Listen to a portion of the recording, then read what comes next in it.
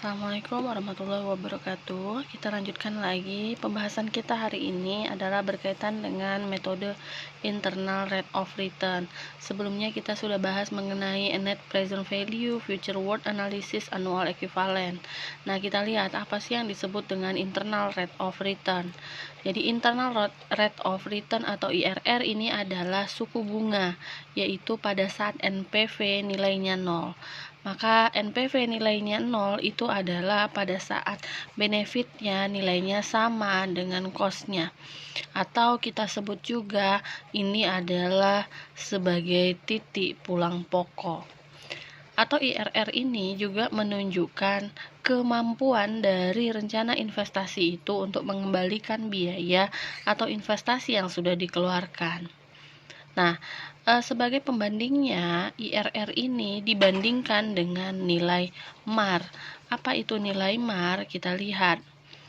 MAR itu adalah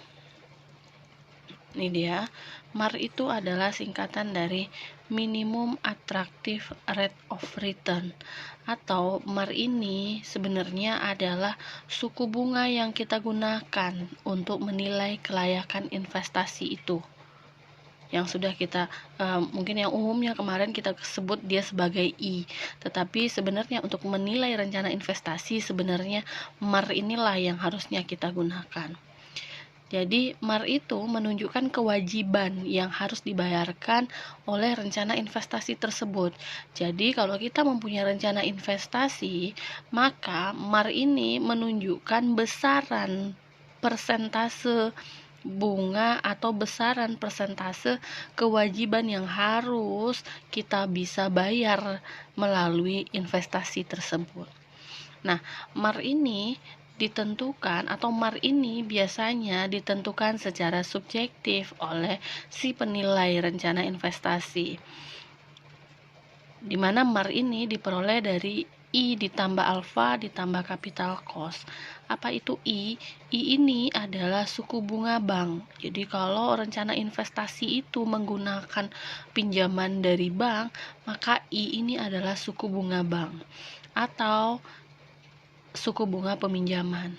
Atau pertanyaannya lagi, kalau ternyata rencana investasi itu tidak menggunakan uang yang berasal dari pinjaman, tetapi uang dari tabungan atau modal yang dimiliki oleh si pemilik sendiri, maka I ini bisa kita katakan sebagai keuntungan yang diharapkan oleh si pemilik modal. Oke. Nah, kemudian ada lagi alfa. Apa itu alfa? Alfa ini adalah faktor resiko yang nilainya subjektif memang. Kenapa harus diberikan faktor resiko? Ya, karena dalam rencana investasi umumnya waktu penilaiannya itu relatif panjang, masa investasinya itu relatif panjang, dan memungkinkan terjadi perubahan suku bunga naik dan turun. Maka alfa inilah yang menjadi penyeimbangnya, atau kita sebut dia dengan faktor resiko. Kemudian ada lagi yang disebut dengan capital cost. Apa ini capital cost? Capital cost ini adalah semua biaya yang digunakan untuk mendapatkan modal. Biasanya kalau misalkan untuk rencana investasi itu kita menggunakan pinjaman dari bank, terkadang ada biaya administrasi yang kita harus keluarkan, atau ada biaya asuransi yang kita harus keluarkan, juga ada biaya jaminan yang juga kita harus keluarkan. Maka ini disebut dengan capital cost. Nah, apa kriteria investasi itu dikatakan layak atau tidak dengan menggunakan metode IRR? Maka jika IRR-nya nilainya besar dari atau sama dengan MAR, nah tadi sudah saya sebutkan, IRR tadi menunjukkan sebagai kemampuan, sedangkan MAR itu menunjukkan kewajiban.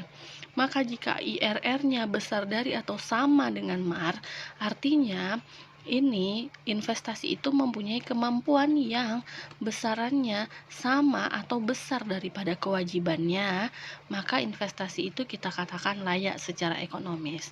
Tapi sebaliknya, jika IRR kecil dari MAR, artinya kemampuan investasi itu untuk mengembalikan modal itu lebih kecil daripada kewajiban yang harus dibayarkan, maka berarti investasi itu tidak mampu untuk membayar kewajibannya, dan kita bisa katakan investasi itu tidak layak secara ekonomis. Nah, pertanyaannya bagaimana menghitung IRR? Saya tidak jelaskan menghitung IRR dengan menggunakan atau secara manual. Kenapa? Karena untuk menghitung nilai IRR itu harus dilakukan dengan trial and error. Jadi, kita harus menggunakan I yang berbeda-beda untuk menghitung NPV. Jadi kita hitung dulu NPV-nya dengan I yang berbeda-beda. Dicoba dulu dengan misalkan I-nya 2%, I-nya 4%, I-nya 8%, dan seterusnya. Jadi trial sampai kita dapat nilai NPV yang mendekati 0. Yang mendekati 0 ini bisa nilai NPV yang positif yang mendekati 0 atau nilai NPV yang negatif yang mendekati 0. Lalu kita lakukan interpolasi. Tapi ini mungkin saya tidak jelaskan secara detail. Namun secara mudah dan cepat kita bisa menghitung IRR dengan menggunakan Microsoft Excel. Formulanya apa? Ya, formulanya adalah IRR. Nah, kita lihat pada contoh sebelumnya yang kita sudah bicarakan. Silahkan kalau mau langsung dipraktekkan, kita buka Excel-nya. Nih, ada sebuah rencana investasi yang membutuhkan biaya investasi sebesar 75 juta dan biaya operasional dan maintenance 40 juta, keuntungan rata-rata 80 juta. Tapi pada tahun kedua ada perawatan berat sebesar 5 juta dan umurnya 4 tahun, maka dan di akhir ada nilai sisa 25 juta. Pada MAR 12%, lakukan analisis dengan menggunakan metode internal rate of return. Nah, karena kita menggunakan Excel, maka cash flow-nya pun juga menggunakan Excel. Sebelumnya, untuk membuat cash flow, kita sudah pelajari. Ada metode grafis, ada juga dengan menggunakan tabel. Prinsipnya sama, kamu mesti menentukan dulu umur investasinya. Berapa umur investasinya? Tadi disebutkan umur investasinya adalah 4 tahun. Maka berarti periodenya di sini kita tuliskan 0, 1, 2, 3, dan 4. Sama dengan cash flow pada grafis, kita juga mesti pilah-pilah. Ada yang disebut dengan cash out dan ada yang disebut dengan cash in dalam sebuah cash flow. Kita lihat di sini, ada investasi sebesar 75 juta. Di mana letaknya? Ini adalah cash out dan letaknya ada di periode 0. 75 juta. Maka ini dia 75 juta. Kemudian biaya operasional dan maintenance rata-rata 40 juta per tahun.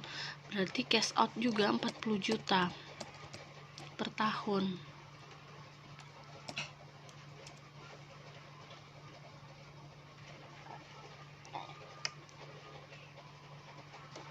Kemudian keuntungan rata-rata. Nih, nih dia. Keuntungan rata-rata 80 juta per tahun. Berarti ini adalah cash in. Cash in ini kalau tidak ada informasi berarti dia diperolehnya pada tahun ke-1. Maka kita mulai di sini 80 juta.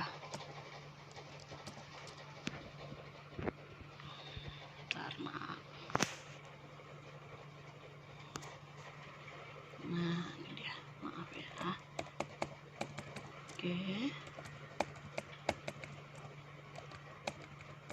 80 juta.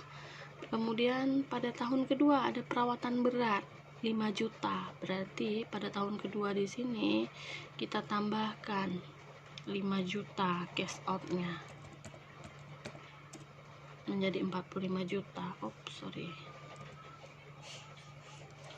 Nah, kemudian di akhir investasi ada nilai sisa 25 juta. Berarti cash in di sini bertambah 25 juta.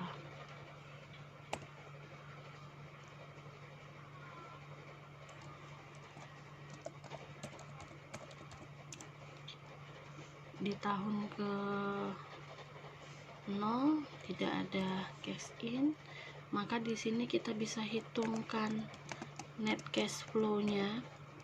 Net cash flow itu adalah cash in dikurangin cash out. Oke.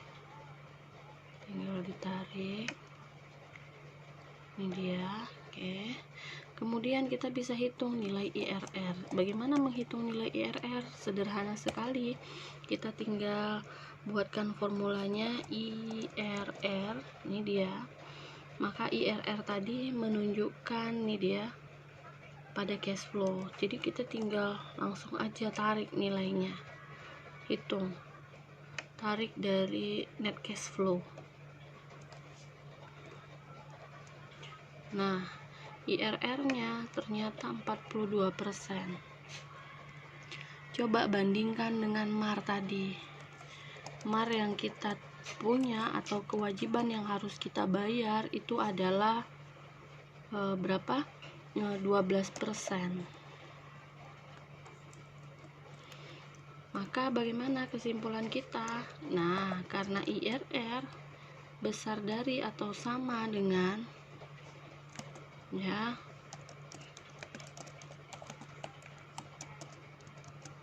maka kita katakan, maka berarti investasi ini mempunyai kemampuan yang lebih besar dibandingkan dengan kewajibannya. Kewajibannya cuma bayar 12%, sementara kemampuannya ada 42%. Maka berarti investasi ini layak secara ekonomis.